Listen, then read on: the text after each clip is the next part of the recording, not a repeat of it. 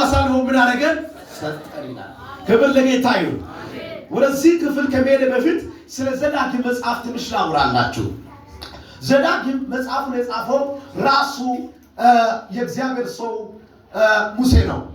ዘዳግም ማለት ቋንቋው በጊዜኛ ነውና በእንግሊዘኛ ዲትሮኖሚ ተብሎ ይጠራል። ብዙ ሰዎች ዲትሮኖሚ ምን ማለት ነው ወይም ትርጉሙ ምንድነው የሚለው ሐሳብ ለብዙ ሰዎች ኮሽን ማርክ ይፈጥራል። ግን ብዙዎች እንደሚሉትም አይደለም፣ ስፍር የሆነ ቋንቋ ነው። ከግሪከኛ የተወሰደ ቋንቋ ነው። ዲትሮስ እንደ ኖሞን ብሎ ፍሬንች እነዚህ የመጽሐፍ ቅዱስ ሊቃውንቶች ይከፍሉታል። ዲትሮስ ማለት ሁለት ማለት ነው። ኖሞስ ማለት ሕግ ማለት ነው። ማለት ባጭሩ ሲደመሩ ወይም ስናገናኛቸው ሁለተኛ ጊዜ የተነገረ ሕግ ማለት ነው እና መጽሐፉ ላይ እንደምናየው መሰረት ከምዕራፍ 1 ጀምሮ እስከ ምዕራፍ 34 ድረስ የእግዚአብሔር ሰው ሙሴ በሰባት ቀን ውስጥ ላይ ያወራው መልእክት ብቻ ነው። የረጅም ጊዜ መልእክት ሳይሆን በሰባት ቀን ውስጥ ብቻ እግዚአብሔር አንተን እኔ ልወስድ ነው፣ ወደ እኔ ልትመጣ ነው፣ ልትሰበሰብ ነው። ስለዚህ በአንተ ዘንድ ያለውን አደራ ለሌላው በአስቸኳይ አስረክብ። አንደኛ። ሁለተኛ ደግሞ ሕግን የማያውቁ ኒው ጄኔሬሽን አዲስ ትውልድ ስለሆኑ በሚቀጥለው ምዕራፍ ላይ መኖር እንደሚገቡ ከዚህ በፊት ለአባቶቻቸው እንዳስተማርካቸው አሁንም ለነዚህ ሕዝብ የሚበቃውን አስተምሮ ስጣቸው ይላል።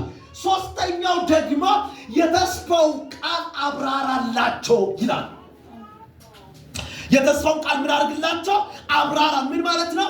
እዚህ ቦታ ላይ ኒው ጄኔሬሽን ብያቸዋለሁ፣ አዲስ ትውልድ የሚባሉ እነዚህ አዲስ ትውልዶች ደግሞ ከየት መጡ የሚለው ኮሽን ካላቸው እግዚአብሔር በእርግጥ ከግብፅ ሲያወጣቸው የነበሩ አባቶች እግዚአብሔር ከአለት ውሃ ሲያወጣ ባህርን ሲከፍል ጠላቶቻቸውን እንደ ድንጋይ ዝም ሲያሳይ፣ ይሄ ብቻ አይደለም።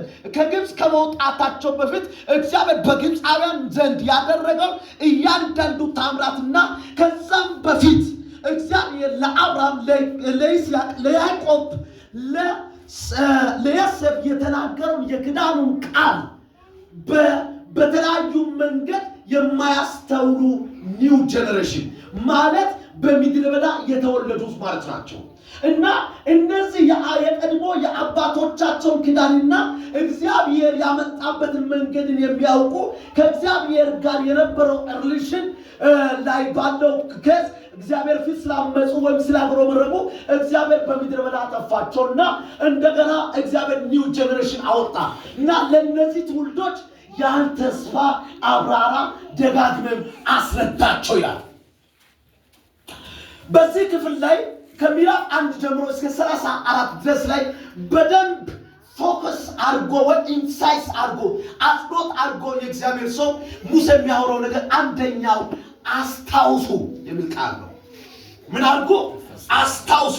ሁለተኛ ደግሞ አትርሱ፣ ዶንት ፎርጌት እና ሁለተኛው ደግሞ ሪማይንድ አድርጉ ይላቸዋል። አስታውሱ የሚለው በሶስት ይከፈላል። ከምዕራፍ 1 እስከ 4 ድረስ የቀድሞውን የእግዚአብሔር ሥራ አስታውሱ በሚል መልእክት ላይ ያተኩራል። ከምዕራፍ 5 እስከ 28 ድረስ ያለው ደግሞ በሕግ ላይ ማለት ሕግን ማስታወስ እንዳለባቸው ያተኩራል። ከምዕራፍ ደግሞ 29 እስከ 30 ድረስ ያለው ወደፊት በዕጣ ፈንታቸው ላይ ሊሆን ባለው ነገር ላይ ተስፋቸው ላይ ያተኩራል። ወደ እንግሊዘኛ ሲናመጣ ፈረንጆች ወይም ነጮች እንዲህ ብሎ ይተረጉሙታል። አንደኛው ሪትሮስፔክቲቭ ይሉታል። ሪትሮስፔክቲቭ ማለት ከዚህ በፊት በሆኑ ነገር ላይ የሚያተኩር ማለት ነው። ሁለተኛው ደግሞ ኢንትሮስፔክቲቭ ማለት በዚያን ሰዓት እየሆነ ባለው ነገር ላይ የሚያተኩር ማለት ነው። ሶስተኛው ደግሞ ፕሮቴክቲቭ ይባላል። ፕሮቴክቲቭ ማለት ወደፊት ሊሆን ባለው ነገር ላይ ፎከስ የሚያደርግ ወይም አጽንኦት የሚሰጥ መልእክት ማለት ነው እና እዚህ ክፍል ላይ በደንብ ድፍል ማየት የሚፈልገው ነገር እግዚአብሔር በርግጥ አውጥቶላቸዋል፣ ተናግሮላቸዋል። ስናገርላቸው ሕዝብ የመሰለ ነገር እግዚአብሔር አይቶ አይደለም የተስፋን ቃል የተናገረላቸው። አብርሃም በአንዲት በከለዳውያን ወይም ወደ ባቢሎን ከምትባል ባቢሎን ማለት ባጭሩ ላስረዳላችሁ። ከኔ ጋር ናችሁ? በሀሳብ የቃለ እርስ መውረስን ጀምር ይል አሜን ነው ወይ? ምን ማድረግ ጀምር? መውረስን ምን አድርግ? እስቲ መውረስ ይቻላል ወይ? ታንዴ ድገሙት። አሁንም ድገሙት። አሁንም መውረስ ምን ማድረግ? እስቲ መውረስ ይቻላል ወይ? ታውኑ ድገሙት። ይችን ድምፅ ድገሙት። አሁንም ድገሙት። አሁንም አሁን ታውኑ ደጋግማችሁ ድገሙት። አሁን እስቲ ቃል ስትነግሩ የሆነ ድንበር ተጽፋለ የሆነ ከላ አፍርሳችሁ ከሆነ ዓለም ጋር ኮኔክት ማድረግ ጀምራለች። ባይዘዋይ በምትናገሩት ቃል ውስጥ ነው ኃይል ያለው። አሜን ነው። እዚህ ክፍል ላይ ሙትና ይፈተናል ማለት አለ እና እዚህ ክፍል ላይ ማውራት የሚፈልገው ነገር ቢኖር የእግዚአብሔር ሰው ሙሴ ካወራቸውና እግዚአብሔር ደግሞ ከዛም በፊት አብርሃም ብቻው እያለ ኤውር ከለዳውያን የምትባል አካባቢ ማለት ከባቢሎን ከሜሶፖታሚያ አካባቢ በስተር ደቡብ በኩል ያለች አገር ናት። እቺ ኤውር ከለዳውያን የምትባል እቺ ቀጥታ ወደ ትቀርባለች። ፐርሺያን ገልፍ ይባላል በእንግሊዝኛ ማለት የፋርስ ሰልጥ ወይ እንደ እንትን ነውና ሁለት ውሃዎች አሉ። ጤግሮስና ኤፍራጥስ የሚባሉ ወንዞች መጥቶ የሚገናኙበትና ከሚገናኙት በላይ በኩል ያለች አካባቢ ናት። በጣም መልካም የተባለች ምድር ናት እና ብዙ ሰዎች ነው ብዙ እነዚህ ሲቪላይዜሽን የሚባሉ ነገሮችም ጭምር የወጣበት አካባቢ ነው። አካባቢው እቺ ባቢሎን የምትባለው ነገር የስልጣኔ የመጀመሪያ አካባቢ ናት። ስልጣኔ የሚባለው ነገር በዓለማችን መጀመሪያ ጊዜ የፈለቀባት አካባቢ ነው።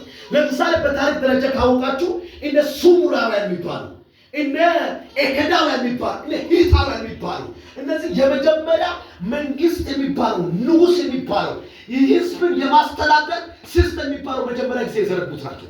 ግብፃውያን ሁሉ ከወዲህ ነው የተጀመሩት። ሱሙራውያን የሚባሉ መንግስታት አስተዳደር ከአብርሃም በፊት ጭምር የነበረ አሰራር ነው እና እነዚህ ደግሞ በጣም ኃይለኛ ለዛው ለምሳሌ ፎርክሳብል ሲቪላይዜሽን ናቸው። ትንሽ ማውራት እፈልጋለሁ። ልብስ አሰራር፣ የሽመና ስራ መጀመሪያ ጊዜ ፕሮቫይድ ያዘጋጁ አቅርቦት ያደረጉ ሰዎች ናቸው። ጎማ መሰለ የጦር መሳሪያ ከብረት ተቀጥቅጦ የሚሰሩ የተለያዩ መሳሪያዎች ውሃ የተለያዩ አትክልቶች ምናምን ምስኖዋ አሰራር ምናምን ሲሰሮችን መጀመሪያ ጊዜ በእነሱ በራሳቸው ጭንቅላት ክሬት ያደረጉ ለዓለም መጀመሪያ ጊዜ እድገት ለውጥ የሚባለው ነገር ያፈለቁ ሰዎች ናቸው ሱሙራውያን የሚባሉ እና በየሆነ ታይም ላይ ደግሞ እነዚህ እንዳልኳቸው መሰረት እነ ከለዳውያን የሚባሉ ተነሱና ተፈለቀዋቸው ገዟቸው። ከዛ ሂታውያን ተነሱ ገዟቸው። ከዛ በኋላ መጨረሻ ላይ ባቢሎን ተነሳ። መጽሐፍ ቅዱስ ላይ እንደምናየው ዘፍጥረት ምዕራፍ 11 ላይ ወደ ሰማይ ለመድረስ ፎቅ መስራት ጀመሩ። እንደቀድሞ የጥፋት ውሃ እንዳያጠፋ በማለት ሁኔታ እግዚአብሔር ሞንካቸው አደባለቀ። እንደገና ተመቶ ከዛም በኋላ ግብጽ የሚባለው መንግስት እንደገና ኢንፍሉዌንስ አደረገ እና አንድ ነገር ማውራት እፈልጋለሁ። እግዚአብሔር ከእንዲህ አይነት ከአደገ ሲቪላይዜሽን ካለበት ሌላው ሁሉ ምድረ በዳ ነው። ካርታው ማየት ይችላልላችሁ። ጤግሮስና ኤፍራጥስ ወንዝ በሁለቱ መካከል ነው የሚያልፈው። ብዙ ልምላሜና ብዙ ምንጭ ያለበት ብዙ ሰዎች ለመኖር የሚፈልጉበት አካባቢ ነው። እግዚአብሔር ግን አብርሃምን ከዚህ አገር ምናል ውጣ ውጣ ሲል አንደኛ እዚህ ክፍል ላይ ውጣ እግዚአብሔር ሲል በስጋዊ ዓለም ላይ ለተሻለ ወይም የተሻለ ከተማ ለመስጠት አይደለም። ከሚገርመው ሂስትሪውን በደንብ ካወቃችሁ አብርሃም ወደ ካራ ምን ሆነ ወጣ የሚል ቃል አለ። ካራ ደግሞ ከባቢሎን በላይ በስተ ሰሜን በኩል ያለ አካባቢ ነው። እሱ ደግሞ በጣም ምድረ በዳና አስቸጋሪ የሆነ ሰፈር ነው። እግዚአብሔር ግን ምን ብሎታል? ውጣ ብሎ ምን ሰጠው? ትእዛዝ ሰጠው። ከዛን ከካራን ወደ አዘብ ምድረ በዳ ሄደ ሚላል ወደ ሄገን የሚባል አካባቢ እነዚህ ሁሉ ምድረ በዳና ሰው መኖር ማይፈልግበት እንኳን ለመጠጣት ውሃ ለመጠጣት ወይ ውሃ የሚጠጣ ውሃ ለማግኘት 3 ወርና 3 የሚያክሉ ዓመታትን የሚፈጅ ቆይታ አድርጎ ውሃ የሚያገኙት እንዲህ አይነት ፖዚሽን እግዚአብሔር ያወጣው። ሲያወጣው ምን ብሎ ነው ያወጣው? አንደኛ ካለይበት ከአገሬ ከምድር ተለይተህ ውጣ ነው። ሁለተኛ እኔ አንተን እባርካለሁ። ሶስተኛ እኔ አንተን ምን አደርጋለሁ? አበዛለሁ። እግዚአብሔር እንደዚህ አይነት ትንቢት ሲያመጣ ሰውየው ጎልማሳ የ35 እና የ25 ዓመት ወጣት አይደለም። ቃሉ እንደሚናገረው መሰረት የ75 ዓመት ጎልማሳ ያረጀ ሽማግሌ እንደሆነ መጽሐፍ ቅዱስ ይናገራል። አንድ ነገር መናገር ፈልጋለሁ። ኢየሱስ ጌታ ነው። እግዚአብሔር ሊሰራ ከፈለገ ያንተ የሆነው ማንነትን ካልኩሌት ያደርጋል። ኢየሱስ ጌታ ነው። እውቀትን፣ ዶክመንትን፣ ስራይን፣ ሲስተምን ያለበት ፖዚሽን እግዚአብሔር ካልኩሌት የሚያደርግ አምላክ አለ። እግዚአብሔር በአብርሃም ሕይወት ላይ የጀመረው የአንድ ቀን ስራ አይደለም፣ የሁለት ቀን አይደለም፣ የ3 ዓመት አይደለም፣ የ10 ዓመት አይደለም፣ የ20 ዓመት አይደለም፣ ወይም እስከሱ ዘመን ባለው እስኪሞት ድረስ ያለው አይደለም። እግዚአብሔር የጀመረው እግዚአብሔር እዚህ ቦታ ላይ ትንቢትን ሲያመጣ አንደኛ ካለበት አካባቢ ቡታሴ አንደኛ ፖዚሽን ይሰጣሉ። ፖዚሽን ማለት አገር ይሰጣሉ፣ ርስት ይሰጣሉ፣ ቦታ ይሰጣሉ። የራስን ከተማ ትቆረቁራለህ ያሉ ነው ያወጣው። አሜን ነው። 200 ካሬ አይደለም የሚለው 1000 ካሬ ቦታ ይሰጣሉ ብሎ ብሏል እግዚአብሔር ያወጣው። እግዚአብሔር ሲያወጣ ከተማ ይሰጣሉ፣ አገር ይሰጣሉ፣ መንግስታትን ይሰጣሉ፣ ሱልጣናትን ይሰጣሉ። ስለዚህ ብላ ውጣ። አሜን ነው።